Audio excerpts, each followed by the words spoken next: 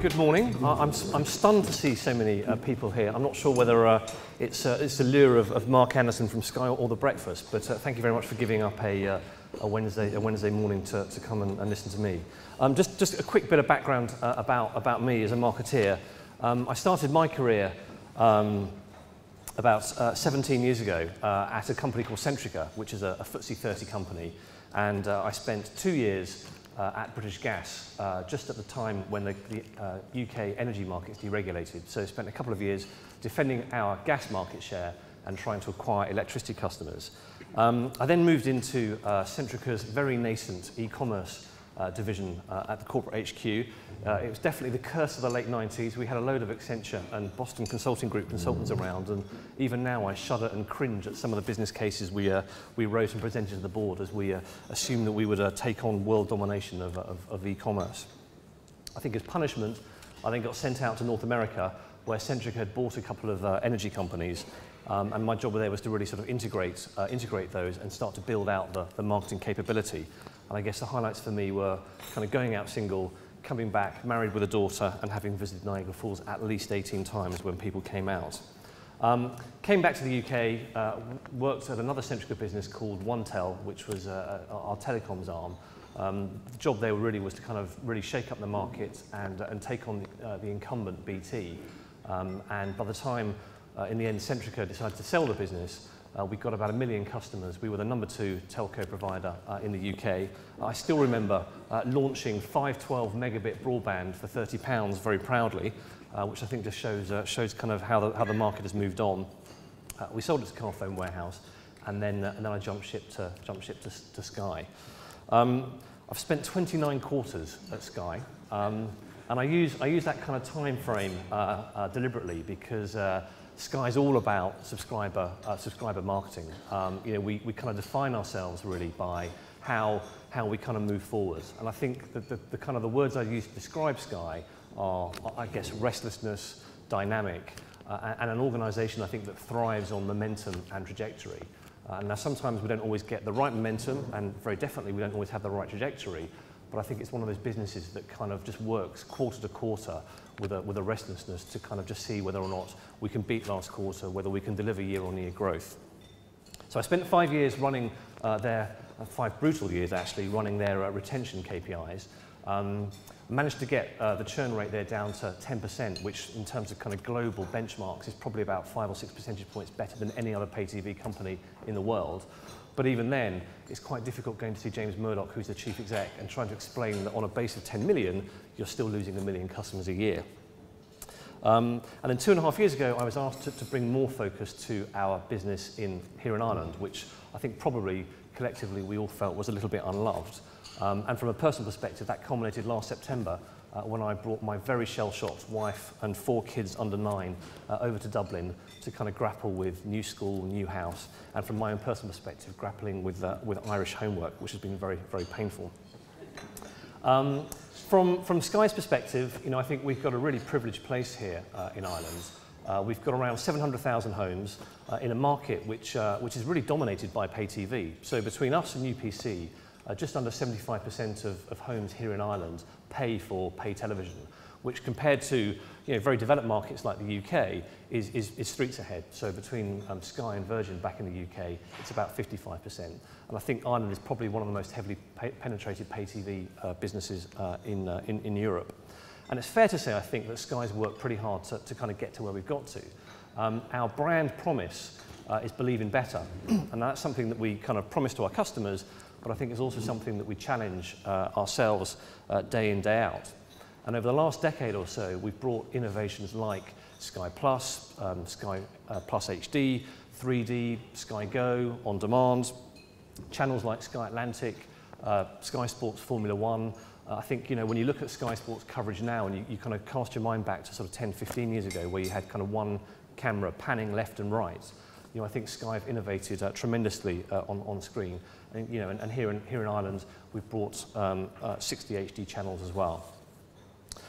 Over the last, I think, 2 or 3 years, we've worked really hard to tailor our marketing to Ireland. I think we've always said that, there are lots of similarities between Ireland and UK from a pay TV perspective, I think Irish consumers love UK content, they love US content, but there are also, I think, lots of differences. As a slightly random fact, science fiction in Ireland doesn't play at all well. In fact, if anything, it's positively disliked from a viewing perspective. But we've worked hard at trying to improve our Irish channel lineup. So we added RTE2 HD on the platform in time for the Olympics last year. We put RTE Junior on the platform last month. Last year we added more BBC channels with BBC 3, 4, CBeebies, CBBC. So we tried, I think, to try and tailor our on-screen offering to the Irish market as much as possible. From an advertising perspective, I think traditionally we've gone through a phase of taking UK adverts and then reskinning them for Ireland.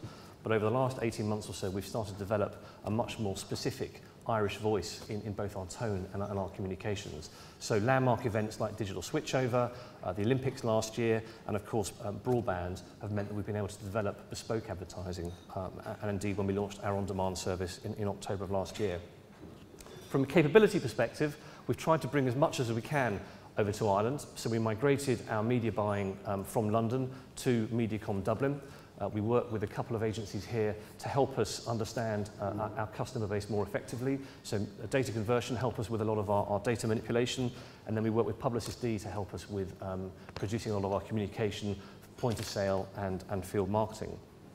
We've also increased our headcount in a couple of really key areas. Online was traditionally an area that was very underserved for Sky Ireland, and also I think our customer marketing capability. So as we've got to around 700,000 customers, our ability to manage and retain that base is really important. And then I think from a capability perspective, the two big things we've done over the last 18 months. One is to bring a lot of our routes to market in-house. So historically, we've been working through independent third-party agencies, and those are all now in-house. We've brought 110 staff and 39 stores under direct Sky control, and of course Burlington Plaza. So we've gone from, when I joined the Irish business 2.5 years ago, 50 people to now 650, and by the end of June we should be topping out just north of 900. And I think from an on-screen perspective as well, we've worked hard to try and direct our colleagues in the UK to start producing on-screen content that resonates very well here in Ireland. So Moon Boy is a great example. We've just finished Series 2 and are about to commission Series 3. And then also Little Crackers, where we've had people like Tommy Tiernan writing and producing their own shows as well. From an investment perspective, we've started to increase the seniority of the people that we've got working on the Irish business. So in the last year, we've recruited a dedicated country MD. We've now got dedicated human resources, legal, finance, and operations. So we've tried to build out, I suppose, an umbrella of senior people that can really direct the Irish business at a local level here on the ground and be much more fleet-footed and respond to local market conditions. And as I say, Burlington Plaza is a great example of the single biggest ramp-up in Sky's history as we move from 50 people up to 900. And I think the really exciting thing about that is that we're all co-located. So I sit with my sales and marketing team in the middle of the contact centre, and it's really broken down those boundaries between the guys making and taking the calls on the front line, the guys producing the advertisements, and already I think over the last couple of months we've really started to reap the benefits of that as we start to understand where the kind of broken processes are, the frustrations of the customer experience, and how we can work harder in our sales and marketing to make the business sing that much better. I guess that the big news for us in Sky obviously has been the launch of broadband. We've spent the last year or so building out our network and our systems in partnership with BT Ireland. The UK model I think is a really interesting one. We've gone from a standing start 6 years ago to now today being the second largest broadband provider in the country. And up until the purchase of O2's broadband business a few months ago, all of that was done organically. And I think for us here in Ireland there's a real opportunity to leverage that relationship we have with 700,000 homes. I think we feel, or certainly I feel, that the Irish market traditionally has been relatively underserved, in particular in the broadband and communication space. I think even now, colleagues back in the UK are flabbergasted when I tell them that line rental here in Ireland is 26 euros. And I think there was an opportunity for Sky to come in and try and innovate, both in terms of the proposition and the value that we offer. we did a load of research, really, as we tried to understand the best way to position and enter the broadband market. And I think the key things, which certainly lead into the reasons why the campaign launched as it did, was really around, there was a real pent-up demand. I think our existing customers' first question was, well, why haven't you just got around to do it? We've been expecting you to launch broadband for a long time. And I think part of that clearly is due to the overspill of the Irish, of the UK market into Ireland, which again, I think as marketeers is quite an interesting one when you're operating in two territories.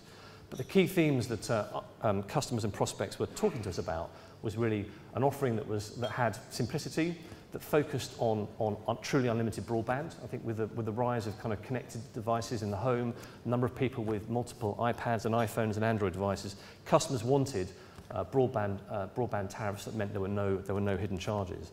And of course, they were keen to see all of that in the convenience of one bill. And I think for Sky in Ireland, we spent a long time investing significantly in our TV proposition, trying to add more value, trying to keep one step ahead, not just of our traditional pay TV competitors, but looking at the kind of rise of companies like Netflix and LoveFilm, and trying to give customers an even richer viewing experience, both on the TV screen and then out of home. And I think broadband gives us a real opportunity to reflect what is clearly a latent demand in the Irish market for more value. I think, collectively we're all painfully aware that the world has moved on from the heady days of the early and mid-noughties. And I think, from Sky's perspective, we were actively looking for another way to provide yet more value to our customer base. I think from a campaign perspective, obviously, if you're launching a brand new product, you want something that's got cut through. But I think from Sky's perspective and from my own personal perspective, we were really looking for something that had humour and talkability. I think, based on our experience in the UK and also with our kind of sister companies in Sky Deutschland and Sky Italia, there is a traditional model for advertising communication products, which generally involves a family on a sofa looking at a computer, or a kid in a bedroom, I'm sure allegedly gaming. Or alternatively, a camera will pan out to a street and there'll be lots of flashing lights down the street as a company tries to demonstrate the efficacy of their network. And I think, when we talk to customers and we show them those kind of adverts, they said, yeah, we get that, but we don't really understand what's Sky about it. And I think for us, the brief was, how do we make this broadband from the entertainment company? And that led us really to kind of discussing with consumers whether or not celebrity was the right avenue. And I think, in the UK, we've used celebrities a lot. They're expensive, they get cut through, but sometimes they can be relatively polarizing. We've had some interesting challenges in the past. We used Bruce Willis recently. On the day of the shoot, he was busy rewriting the script and refused to come on set unless the guys accepted his amends. So you can imagine how that went down with the agency and the director. But of course he won. And I think, if you look at the ad that we've got out there at the moment, if it was Dara Brain or Colin Farrell, would it have worked? I'm not sure it would. I think Brosnan brings a universal appeal across all age groups and gender. I think it was my first experience of dealing with kind of Hollywood talent.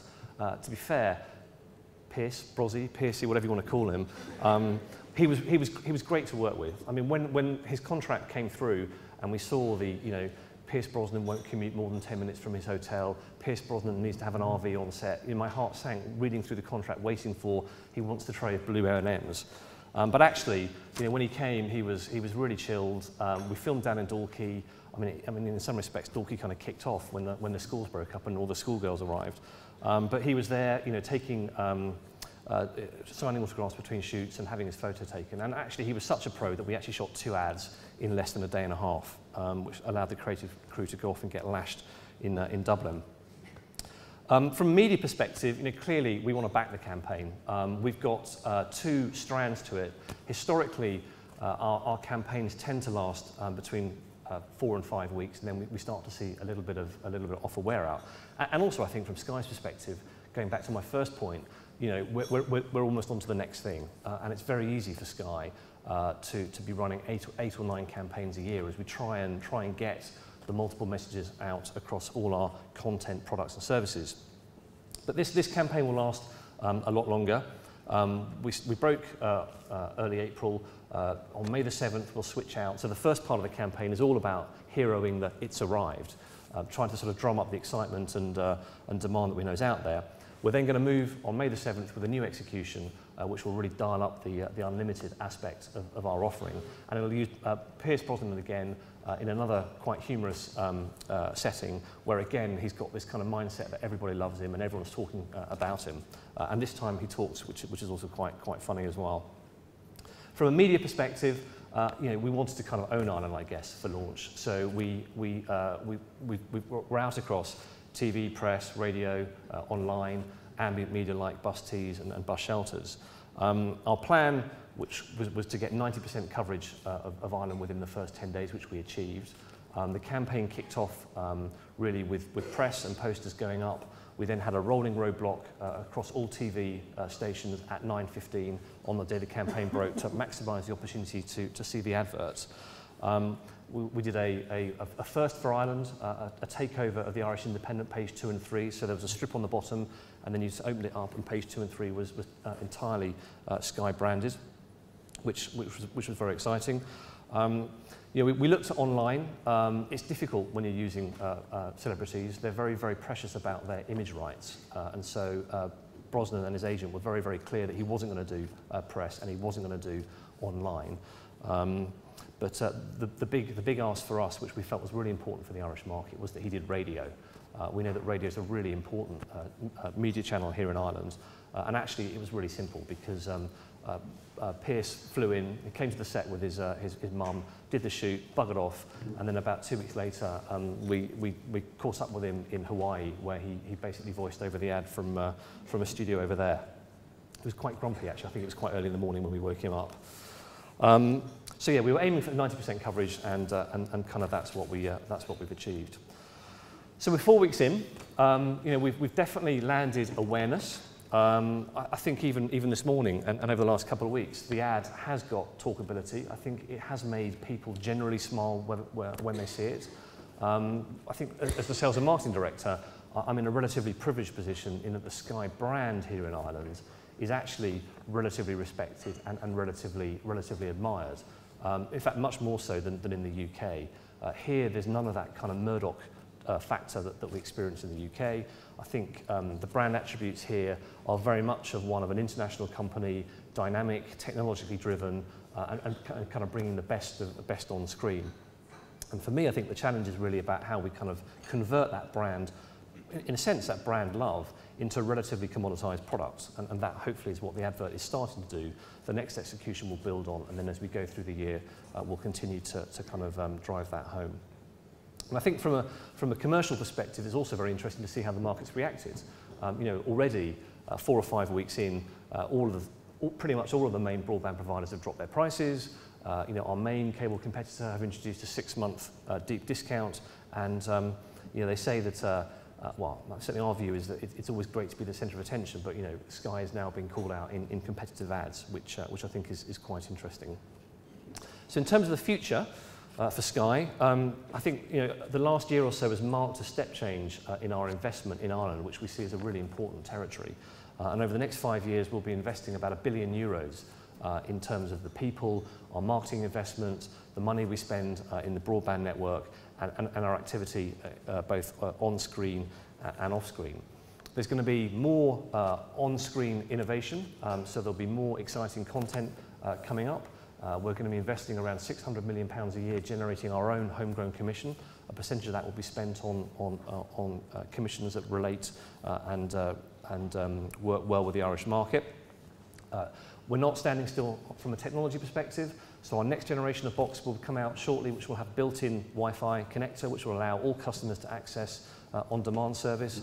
We're already working on our next generation of boxes, which is really taking some of the innovations that we're seeing in other territories and some of the kind of technology that we're seeing in other markets to see how we can make that user interface and that at-home experience as exciting and as intuitive as possible, but also recognising that actually viewing doesn't necessarily have to be on a sofa in front of a television. So how can viewing manifest itself on the go, in other rooms, the ability to push content from your set-top box to your iPad at the point of you're watching it, the ability to watch TV in any room from one box are all things that we're busy working on and we'll be bringing to the Irish market in the coming months and years. So I think for us, it's really about execution. We've kind of laid out now our strategy for the Irish market. It's about, hammering home our capability in terms of our routes to market. It's about tailoring both our offering and the way that we market to the Irish base. And it's about really executing on our kind of subscriber and broadband numbers. Our kind of mission statement, I suppose, for the Irish market is really to be the leading entertainment and communication provider here in the UK. As I say, we're in a relatively privileged position to have already 700,000 homes. And I think for us, it's about understanding how we unlock that headroom of the people that, over the last 20 years have been serial pay TV rejectors, and also potentially trying to take some market share from our competitors. And I guess from a personal perspective, it's about how I get my 4 kids through their Irish homework without coming bottom of the class. So that's a kind of whistle-stop tour of Sky, the broadband campaign, and our plans for the future. I hope that was of vague interest, and if you've got any questions, I'd be happy to take them.